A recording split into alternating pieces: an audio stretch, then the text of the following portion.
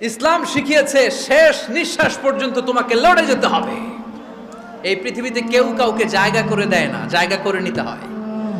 এই পৃথিবীটা, the life is not a bed of roses, এটা ফুল বিছানো কোনো ফুল সজ্জা নয়, এটা কণ্টকাকীর্ণ। কেউ আপনার স্পেস করে দিবে না, কেউ আপনাকে সুযোগ করে দিবে না, কেউ আপনার জায়গা করে দিবে না, বরং আপনি জায়গা করে নিলে টাইনা নিচে নামাবে।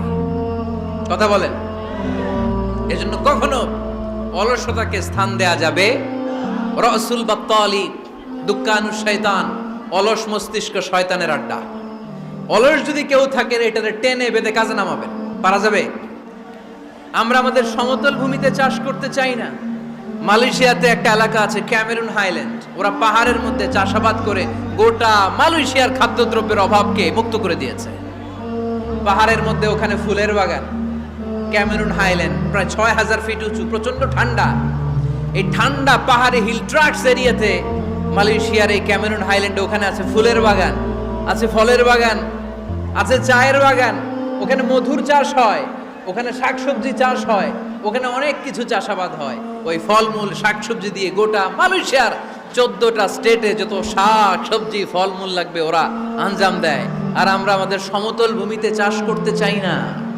আমরা চাষাবাদকে খুব লজ্জা মনে করি, এটা ভুল আইডিয়া। আমাদের যে এলাকা যেই জিনিসের জন্য বিখ্যাত ওইটাকে আমাদের ব্র্যান্ডিং করতে হবে। লক্ষ্মীপুর কিসের জন্য বিখ্যাত? নারিকেল সুপারি। নারিকেল সুপারি যে পৃথিবীর কত মানুষ, ইন্দোনেশিয়ান লোকেরা মুড়ির মতো খায় নারিকেল আর সুপারি। তো এইটারে আমাদের ব্র্যান্ডিং করতে হবে। যেই দেশে যেটা আছে, যে এলাকা যেই পণ্যের জন্য বিখ্যাত ওইটা আমাদের ব্র্যান্ডিং করতে হবে। আমাদের আদমজির জুট মিল বন্ধ না? ভাওয়ানি জুট মিল বন্ধ। আমাদের পাট শিল্পকে ধ্বংস করে দিয়ে ইন্ডিয়া এখন ওই কটনের পাঞ্জাবি বানায়, জুট কটনের পাঞ্জাবি। আছে না নাই? পুরা বাংলাদেশের মার্কেট এই জুট কটনের পাঞ্জাবি দিয়ে সয়লাভ। আমাদের বাংলাদেশের পাট দিয়ে যদি আমরা মিহি পাঞ্জাবি বানাতে পারতাম, গোটা বিশ্ববাজারকে আমরা দখল করে নিতে পারতাম, ঠিক কিনা? এজন্য আমাদেরকে নতুন নতুন আইডিয়া জেনারেট করতে হবে। চাকরির পিছনে বসে থাকলে চলবে না। আর আজান যদি হয়ে যায় ছুটে যাব মসজিদে, আর নামাজ শেষ হলে আমরা আমাদের কাজের দিকে চলে যাব। চিল্লায় বলেন ঠিক কিনা? যেটাই করবো আমরা ভালোভাবে করব, কাজ করে খেতে হবে। কাজে লজ্জা নেই, লজ্জা হচ্ছে অলসতায়। লজ্জা কিসে? আজকের আলোচনা থেকে এটা মুখস্থ করে নিতে হবে। কাজে লজ্জা নেই। লক্ষ্মীপুরের ইয়াংস্টারেরা শ্রমে লজ্জা নেই, পরিশ্রমে লজ্জা নেই, লজ্জা অলসতায়। লজ্জা কিসে? আরো জোরে। নবীরা কি এমনি এমনি বসে বসে খাইছে? কঠিন পরিস্থিতিতেও নবীরা পরিশ্রম করে উপার্জন করা লেগেছে, ঠিক কিনা? সাইয়েদনা মারিয়াম আলাইহিস সালাম, যার নামে আল্লাহ তাআলা কোরআনে একটা সূরা দিলেন,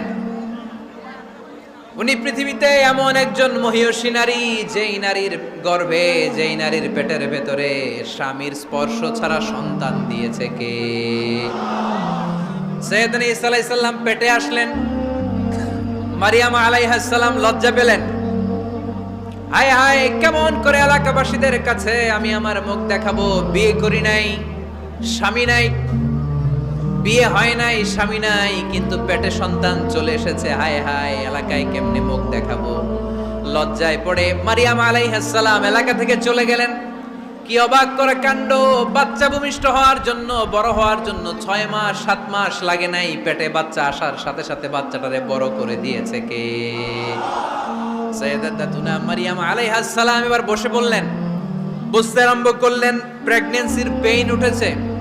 হঠাৎ করে পেট থেকে বাচ্চা ভূমিষ্ঠ হয়ে যাওয়ার পরে উনি কাঁপতে আরম্ভ করলেন। ক্ষুধার চোটে, খাবার কিছু নাই, সামনে ঝর্ণা, উপরে একটা খেজুর গাছ। সাইয়েদনা ঈসা আলাইহিস সালামকে কোলে নিয়ে মারিয়াম আলাইহিস সালাম মনে মনে ভাবে, হায় রে, কেউ যদি একটু খেজুর পেড়ে দিত, এই ক্ষুধার মুহূর্তে আমি খেজুর খেয়ে পেটের ক্ষুধা নিবারণ করতাম।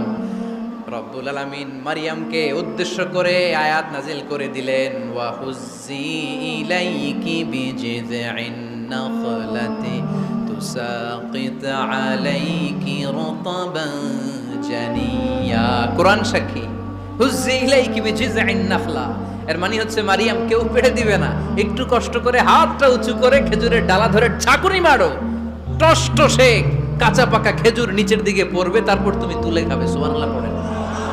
আল্লাহ চাইলে অটোমেটিক্যালি কারামাত হিসেবে খেজুরগুলো নিচে ফেলতে পারতেন না? কথা কোন? খেজুরগুলো অটোমেটিক্যালি নিচের দিকে পড়ছে? পড়ে নাই। আল্লাহ শিক্ষা দিয়েছে, যেই পরিস্থিতিতে থাকো না কেন তোমাকে শ্রম ব্যয় করে কষ্ট করে তোমার উপার্জন করতে হবে, রিজিকের বন্দোবস্ত করতে হবে। চিল্লায় বলেন ঠিক কিনা? ইসলাম আমাদেরকে এটাই শিখিয়েছে, কাজে লজ্জা নাই। আবার বিশ্বনবী বললেন, ইন খামাতিস সাআ ওয়া ফি ইয়াদি আহাদিকুম ফাসিলাতুন, তোমাদের কারো হাতে যদি একটা চারা বীজ থাকে, সে যদি দেখে কিয়ামত হতে শুরু করেছে, ফাইন ইসতাতাআ আন ইয়াগরিসাহা ক্বাবলা আন তাকুমাস সাআ ফালইয়াগরিসহা, কারো হাতে একটা চারা বীজ নিয়ত করেছে, চারা বীজটা রোপণ করবে, ইন দ্য মিন টাইম দেখলো কিয়ামত হতে শুরু করেছে, বিশ্বনবী বললেন যদি তোমার সুযোগ থাকে কিয়ামত হওয়ার আগে চারা বীজটা রোপণ করে দাও। কথা বুঝতে পেরেছেন? আপনার হাতে একটা চারা বীজ, আপনি প্ল্যান করেছেন এই চারা বীজটা রোপণ করবেন, ইন দ্য মিন টাইম দেখলেন কি হওয়া শুরু হয়েছে, ইদা জুলজিলাতিল আরদু জিলজালাহা, দ্য বিগেস্ট আর্থকোয়েক, ভূমিকম্প শুরু হয়েছে, কিয়ামত হয়ে যাবে। বিশ্বনবী বললেন কিয়ামত হইতেছে ওদিকে, আর তোমার হাতে যদি চারা বীজ থাকে দেরি করো না, কিয়ামত তোমার কাছ পর্যন্ত আসার আগে সুযোগ পেলে চারা বীজটা